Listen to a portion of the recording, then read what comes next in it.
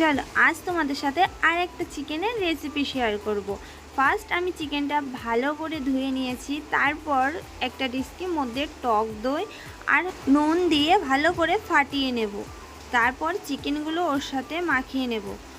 তারপর নুন, পরিমাণ মতন হলুদ, তেল, পেঁয়াজ বাটা, আদা বাটা, রসুন বাটা, জিরে বাটা, শুকনো লঙ্কা আমি বাটা দিয়েছি, এখানে তোমরা গুঁড়োও দিতে পারো, তেজপাতা, গোটা গরম মশলা, পোস্ত বাটা সব একসাথে মাখিয়ে 30 মিনিট মতন ঢাকা দিয়ে রেখে দেবো।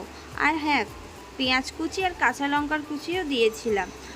তারপর গরম তেলে তেজপাতা আর গোটা গরম মশলা ফোড়ন দিয়ে আস্তে আস্তে চিকেনগুলো শুধু তুলবো, মশলাটা এখন দেব না।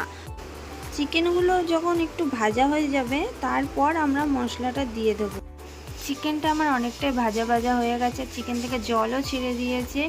এখানে আমি ফুল মশলাটা দিয়ে দিচ্ছি এরপর। আর চিকেনটা হাইটে 10 মিনিট রান্না করব, তারপর মিডিয়াম আঁচে রাখবো, এতে চিকেনে কোনো জল যাবে না। চিকেনটা আমার কিছুটা রেডি হয়ে যাওয়ার পর এরপর আমরা চিনি দিয়ে দিচ্ছি।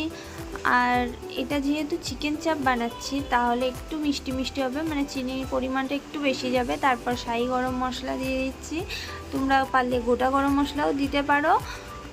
আর দেখে অবশ্যই কমেন্টে জানাবে যে কেমন দেখতে হয়েছে, আর তোমরা একবার বাড়িতেও ট্রাই করে দেখবে, অনেক টেস্টি হয় খেতে।